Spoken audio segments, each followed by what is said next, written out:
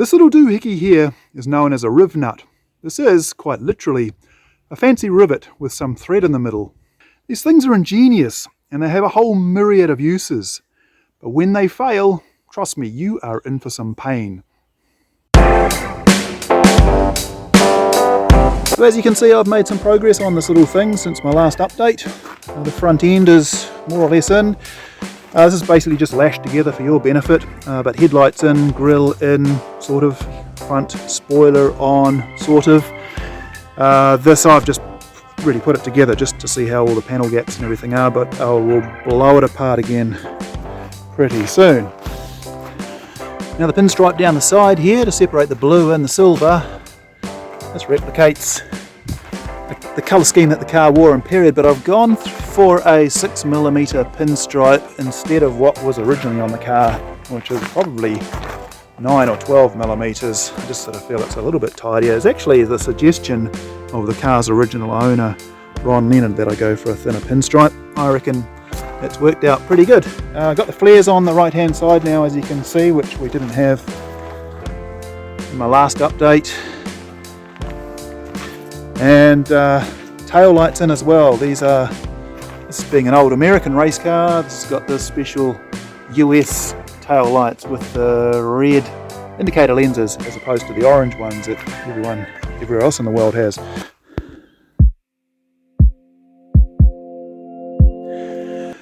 Now I know that every single time I do a video on this car I talk about these flares, and I apologise in advance when I'm about to do it again. These flares, as I've mentioned before, are from the Datsun competition parts catalogue, which was kind of like the holy grail, the Bible for American Datsun racers during the 1970s and 80s. Basically covered speed equipment for pretty much every Datsun that was being sold in the USA at the time. For Datsun 1200 racers, a lot of them, a whole bunch of them, ordered these flares. They came as a package, 4 flares. These front ones have clearly been designed specifically for this body shape, but the rear flares, I only discovered recently, are actually Datsun 510 BRE Trans Am flares. And you'll see down the bottom here, the flare doesn't actually follow the swage line.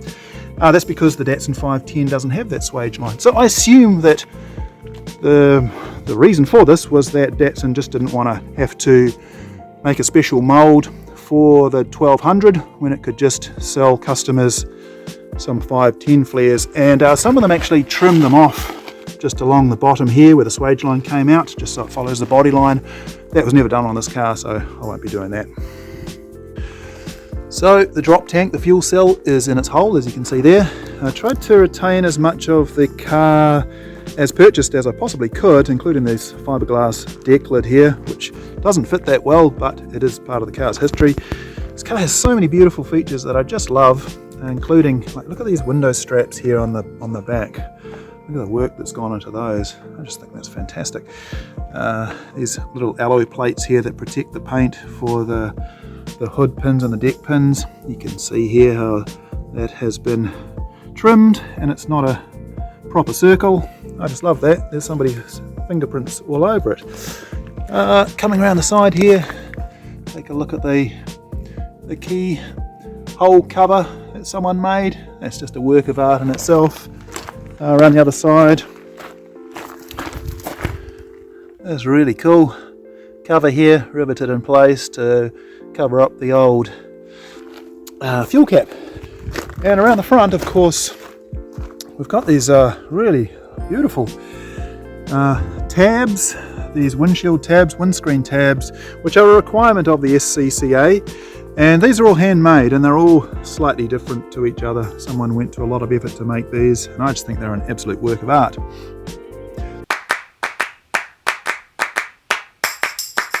Now, while on the subject of windscreen tabs, let's talk about rivnuts, because when I bought this car it had rivnuts everywhere. It had rivnuts holding on the back windows, it had rivnuts going all the way around these rear quarters because it had special aero panels on the rear quarters, also on the front fenders, which is a strange thing in my opinion, because the front of these cars has the aerodynamics of a barn door, so I don't know how much effect a set of aero panels would have had on this car.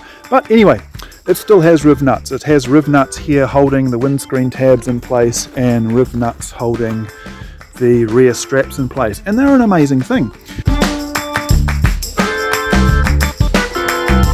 So if you can't access the back of a panel like on this car here, but you want to screw through the front of the panel, these things are like magic. You basically just drill a hole and punch the rivnut in like just a regular rivet. And as you can see, it's got thread on the inside, and voila, you can bolt things. You can bolt things to a panel that you otherwise couldn't have done. Now, these are used on aeroplanes, caravans, really common on race cars, obviously, and they are a brilliant thing until they get old and they start to fail. And what basically happens is the rivnut gets loose. It stops clamping to the piece of metal that it's attached to, and it starts to spin around when you put a screw inside it. Now, as you can see, I've already taped up here because I've had a rivnut failure. I started putting a screw in this one here. I'm getting ready to go to war on this thing. Started putting a screw in, screw got halfway in, and the rivnut just started spinning around, and I can't access it from the back, so I'm well and truly stuck. Love to hear from you guys at home if you've had a rivnut failure like this where the screw's already in there. How did you get it out? Comment in the section below. I think what I'm probably going to have to do is grind it right down and then drill it out and drill the rivnut out and put a new rivnut in. But yeah, I'd love to hear from you guys. Let me know.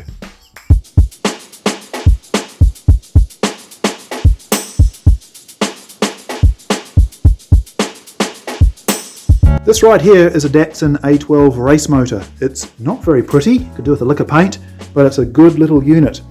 This motor was built to run in a mini sprint speedway car. Mini sprint is basically like a miniature sprint car, but they use Datsun A12 engines.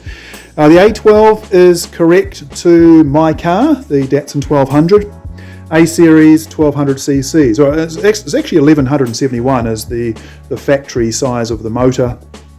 But it's rounded up to 1200 cc's for the sake of marketing, sounds better. This one here, however, has been bored. It's now 1338 cc's, so standard bore size is 73 millimeters. This one is now 78 millimeters. It's got an alloy H89 cylinder head with oval ports, roller rockers, all the good gear. It was originally built to run on methanol, but it's been converted to run just on race gas, and the conversion includes the set of 45mm Weber carbs and intake manifold that were built and tuned by a guy called Wayne Murdoch, or Noddy Murdoch, here in New Zealand, bit of a legend in New Zealand motorsport. It's also got this winged sump, which I'll pull off and give a lick of paint at some point as well. This has got trapdoors and baffles and all the rest of it in it too, so apparently this motor does not have to be run with a dry sump or an AccuSump. We shall see, I haven't decided yet. Now, apparently this motor has produced 167 horsepower at the rear wheel, so it's been on a rolling road, and I don't know what that equates to at the flywheel, maybe 180 horsepower at the flywheel. I'm not too bothered about horsepower and stuff and power and things like that at the moment. I just really want to get the car rolling, and so this for me just made a lot of sense, just to buy this and just plug it in and go and play.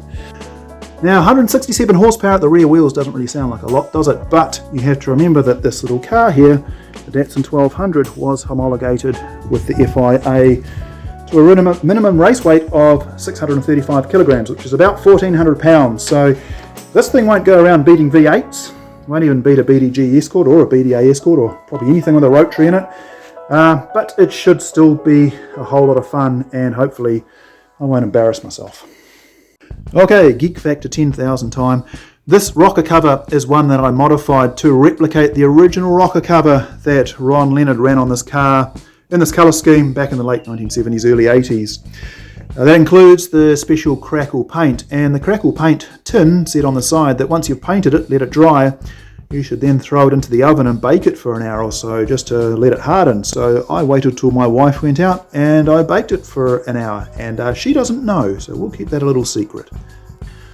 Okay, clutch, Tilton, triple plate, lightweight flywheel, and a gearbox. This gearbox I'm actually quite excited about.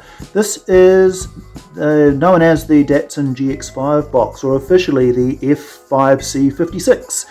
It is actually the only 5-speed gearbox homologated for the Datsun 1200. Homologated in 1972, and this is a proper racing box, this one, and it's a dogleg box. So first gear over to the side, second, third, fourth and fifth, close ratio, and 1-to-1 top gear, and I reckon I'm going to have some fun rubbing through the gears on this one. Anyway, that's it for this episode, guys. Thanks for watching. This was probably more fun for me than it was for you, just like most of my videos.